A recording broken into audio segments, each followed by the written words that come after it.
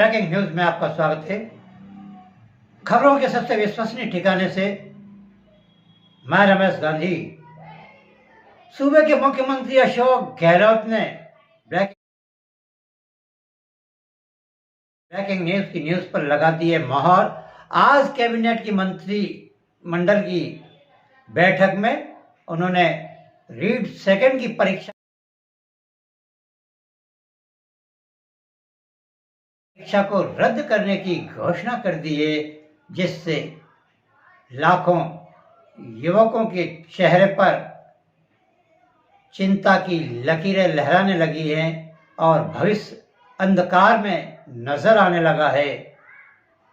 Cabinet की meeting के बाद अखबार नवयुग से रूबरू होते हुए मुख्यमंत्री अशोक गहलोत ने कहा, भारतीय जनता पार्टी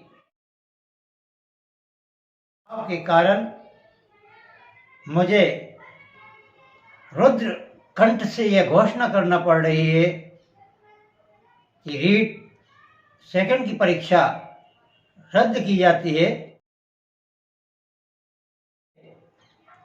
और रीट फर्स्ट की परीक्षा यथावत रहेगी। 62,000 पुनः परीक्षाओं में छात्र भाग लेंगे, ये भी घोषणा की। वहीं दूसरी ओर सूबे में चल रहा है राजनीतिक द्वंद्व। अब भारतीय जनता पार्टी के पाले में रीट का मुद्दा सने सने समाप्त हो गया है, क्योंकि एसओजी रीट फर्स्ट की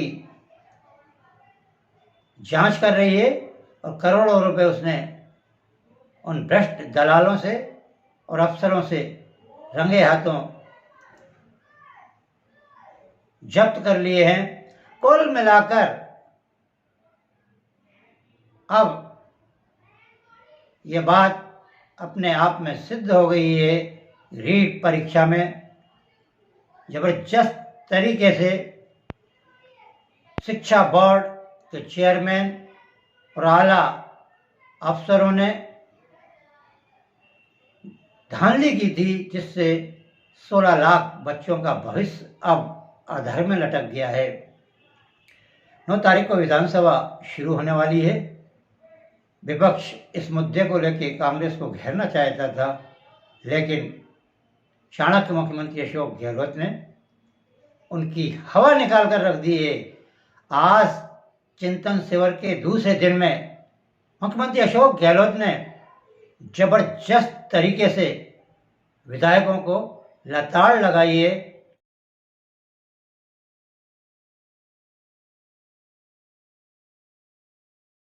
और कहा है कि वह होमवर्क पूरा करके आए। विकास की योजनाओं की किताब के लिए उन्होंने हर विधायक को निर्देश दिए थे, लेकिन 25 विधायक ही वह होमवर्क कर लाए। मुख्यमंत्री बहुत ज़्यादा दुखी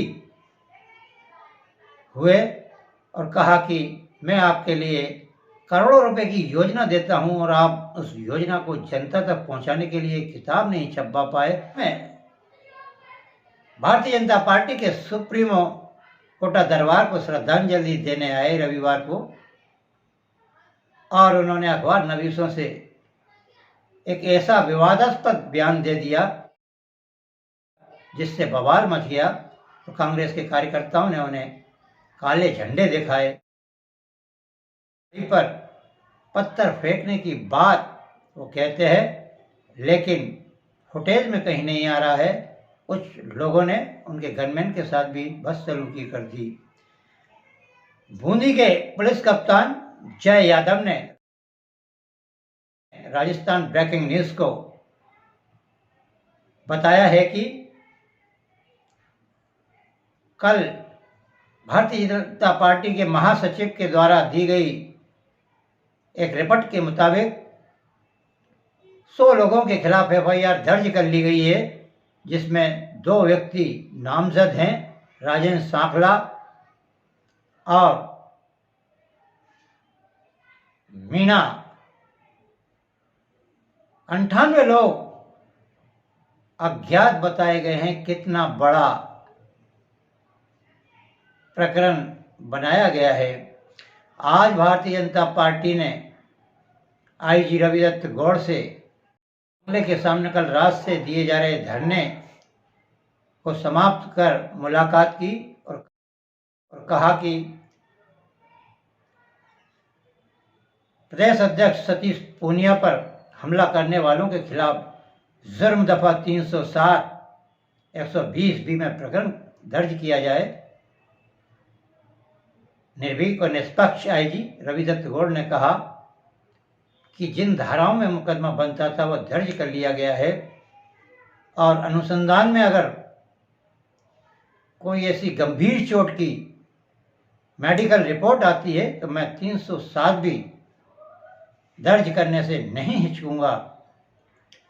कुल मिलाकर फिर आज धरना प्रदर्शन पर अखबार नवीसों को भारतीय जनता पार्टी के प्रदेश महासचिव और रामगंज मंडी के विधायक मदन दिलावर ने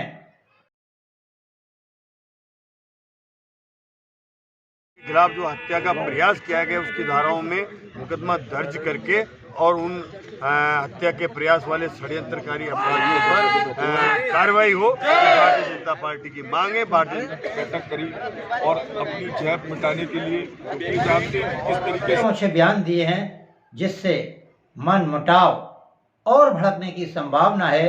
उन्होंने यूडीएच मंत्री शांति धारीवाल के लिए ना जाने क्या क्या कहा और उनके सुपुत्र के लिए भी ना जाने क्या क्या कहा।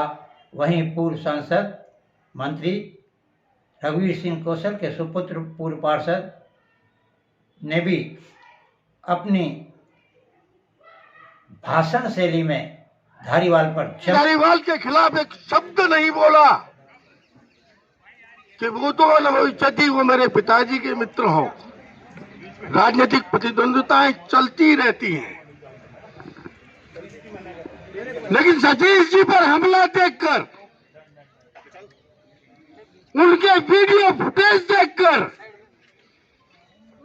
इस भारतीय जनता पार्टी के कार्यकर्ता की आत्मा रो पड़ी।